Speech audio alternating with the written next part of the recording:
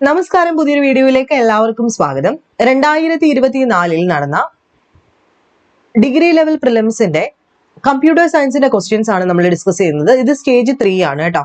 Stage 3 ആണ്. ഇവിടെ ശ്രദ്ധിക്കുക, നമ്മളിപ്പം ഡിസ്കസ് ചെയ്യുന്നതിന്റെ ഉദ്ദേശം എന്ന് പറഞ്ഞു കഴിഞ്ഞാൽ പ്രധാനപ്പെട്ട മേഖലകളും അതുമായിട്ട് ബന്ധപ്പെട്ട റിലേറ്റഡ് ഫാക്ട്സും നമ്മൾ ചർച്ച ചെയ്യുകയാണ്.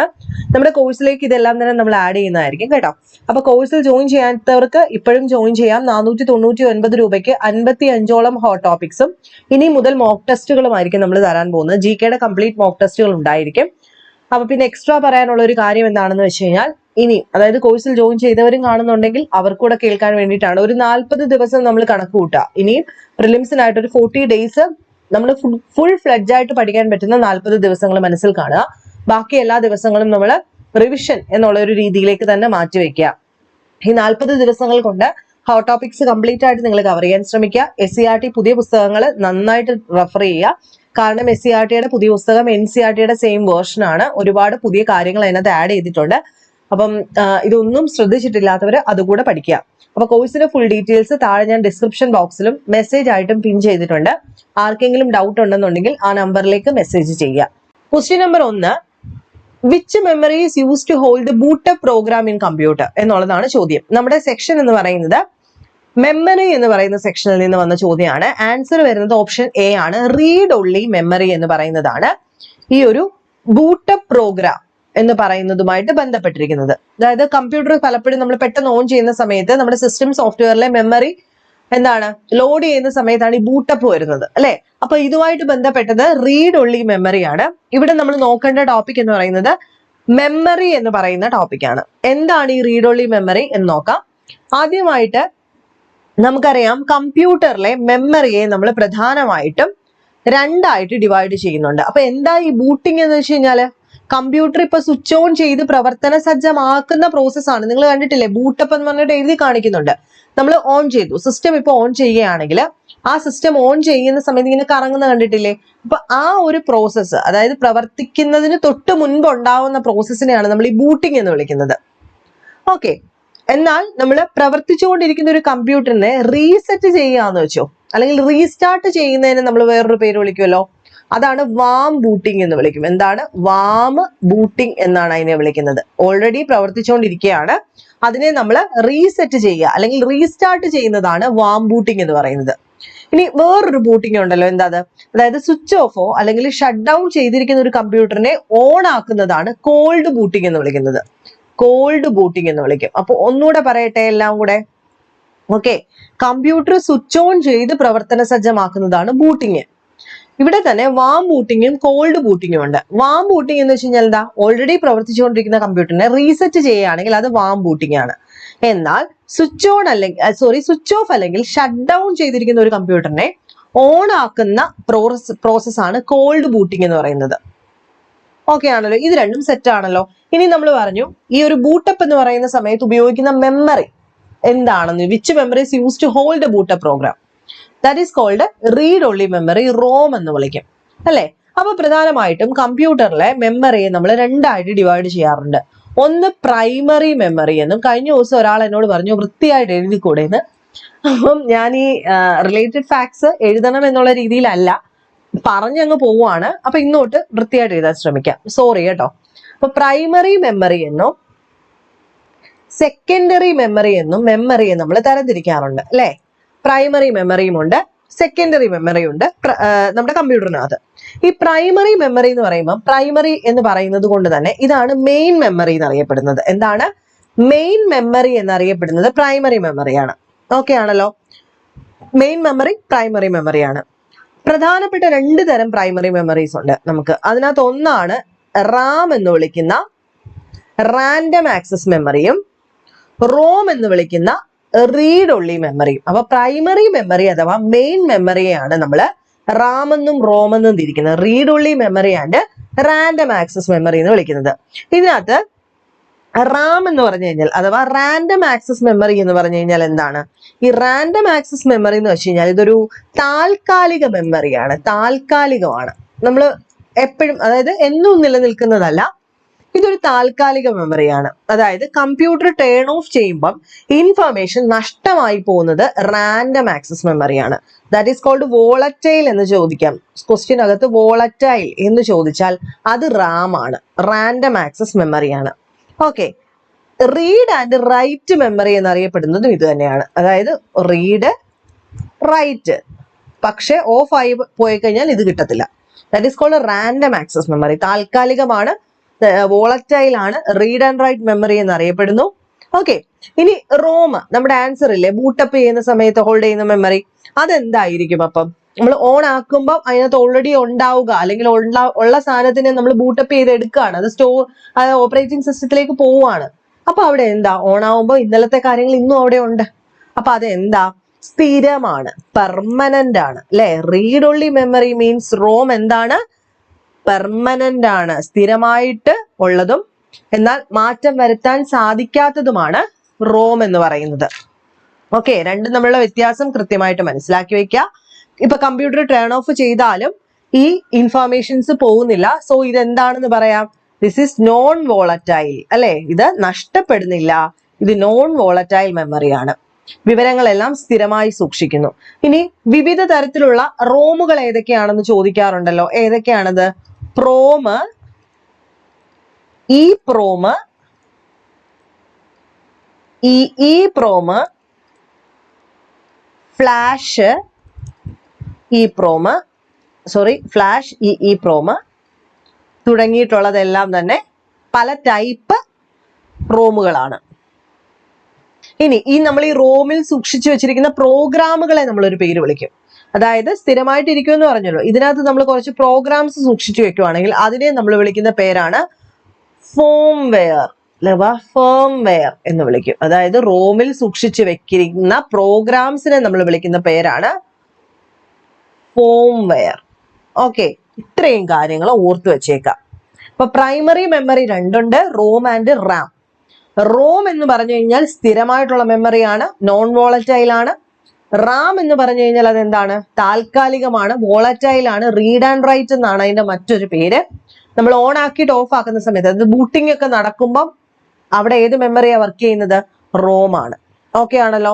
ഇനി സെക്കൻഡറി മെമ്മറി എന്ന് പറഞ്ഞു കഴിഞ്ഞാൽ അപ്പൊ എന്തായിരിക്കും? പ്രൈമറി മെമ്മറി ഓൾറെഡി അതിനകത്തുണ്ട്.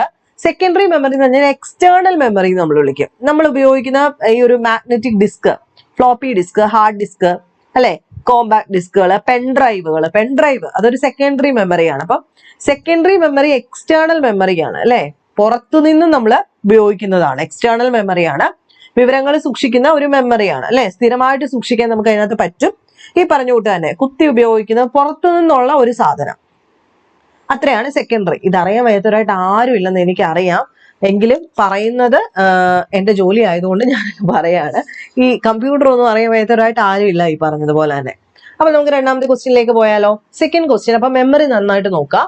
Second question, name the system software that convert high level language program into machine language എന്നുള്ളതാണ് ചോദ്യം. എന്താണ് ചോദിച്ചിരിക്കുന്നത്?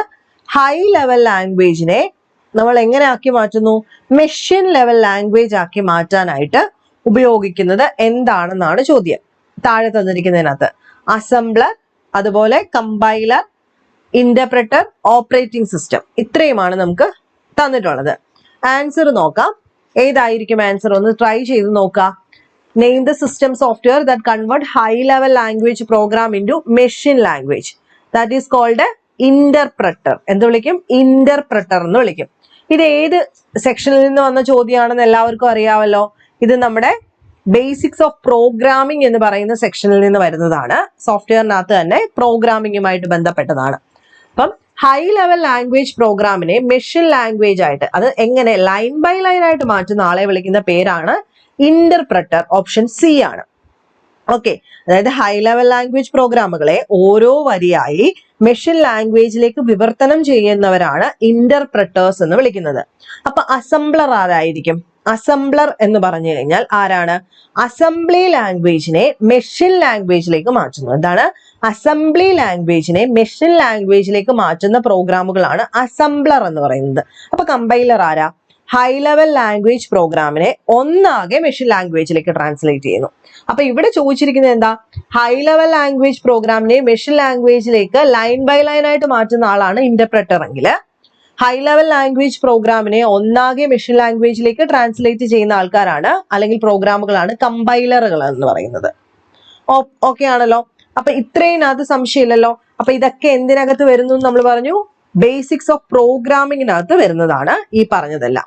അതായത് കമ്പ്യൂട്ടറിന്റെ പ്രവർത്തനങ്ങളെ നിയന്ത്രിക്കുന്ന ഭാഷയാണ് ഈ പറഞ്ഞുകൊണ്ട് തന്നെ പ്രോഗ്രാമിംഗ് ലാംഗ്വേജ് അല്ലെ.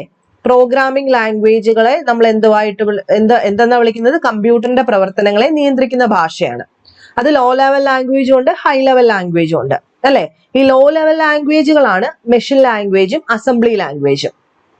അതായത് കമ്പ്യൂട്ടർ മനസ്സിലാക്കുന്ന ലാംഗ്വേജ് ആണ് ഈ അസംബ്ലി ലാംഗ്വേജ് എന്ന് വിളിക്കുന്നത്, കമ്പ്യൂട്ടറിന് മനസ്സിലാവുന്നത്. അപ്പൊ ഈ മെഷീൻ ലാംഗ്വേജിൽ ഉപയോഗിക്കുന്ന സംഖ്യാ സമ്പ്രദായങ്ങളെയൊക്കെ നമ്മൾ പണ്ട് പഠിച്ചിട്ടുണ്ട്. ബൈനറി നമ്പേഴ്സ്, 0 1 ഇതാണ് ഏതെന്ന് പറയുന്നത് മെഷീൻ ലാംഗ്വേജിൽ ഉപയോഗിക്കുന്ന സംഖ്യാ സമ്പ്രദായം എന്നൊക്കെ പറയുന്നത്.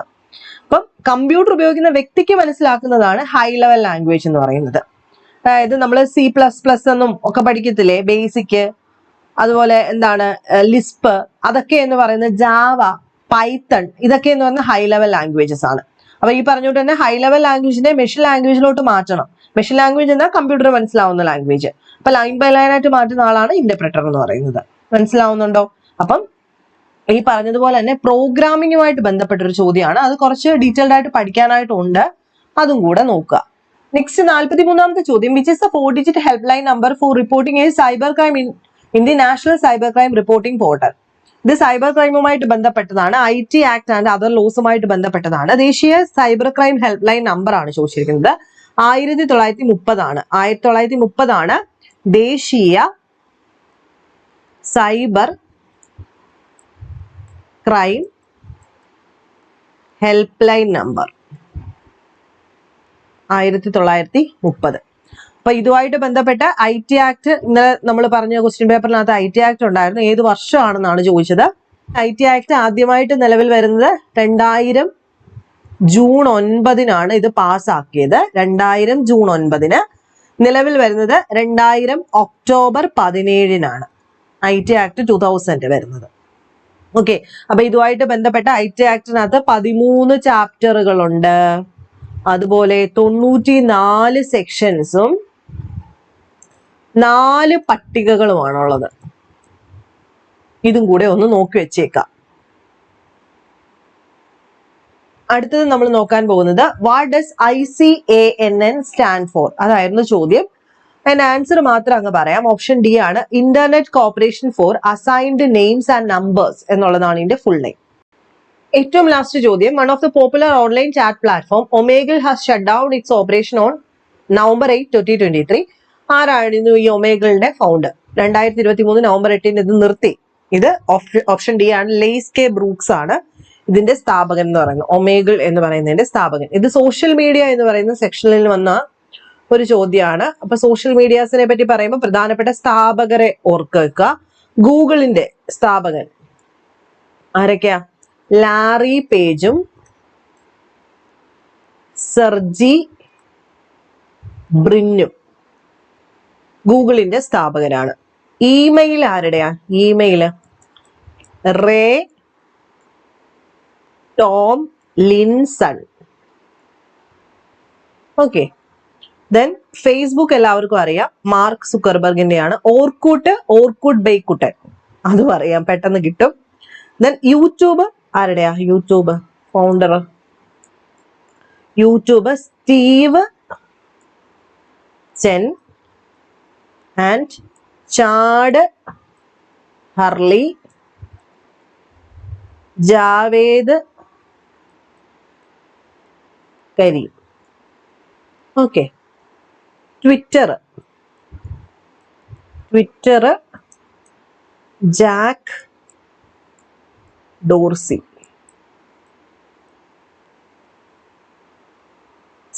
പിന്നെ Yahoo David Filo and Jerry Yang. പിന്നെ ചോദിക്കുന്നത് വാട്സപ്പ്, അതൊക്കെ പഠിച്ചു വെച്ചോണേ. WhatsApp, Jan Koum, Brian, Acton. Okay. പിന്നെ ഇൻസ്റ്റാഗ്രാം, അതുകൂടെ. ഇൻസ്റ്റാഗ്രാം കണ്ടുപിടിച്ചത് Kevin Systrom and Mike Krieger. ബാക്കി എക്സ്ട്രാ എന്തെങ്കിലും ഉണ്ടെങ്കിൽ നോക്കിക്കോളൂ.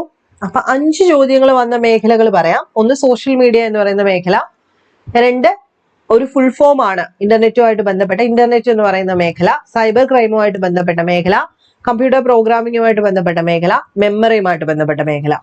അപ്പൊ ഇതിന്റെ റിലേറ്റഡ് ഫാക്ട്സ് നോക്കുന്നത് നിങ്ങൾക്ക് നന്നായിരിക്കും. ഇതിൽ നിന്ന് തന്നെയാണ് റിപ്പീറ്റഡ് ആയിട്ട് ചോദ്യങ്ങൾ ഇങ്ങനെ വന്നുകൊണ്ടിരിക്കുന്നത്. അപ്പൊ നെക്സ്റ്റ് വീഡിയോയിൽ കാണാം. ബൈ.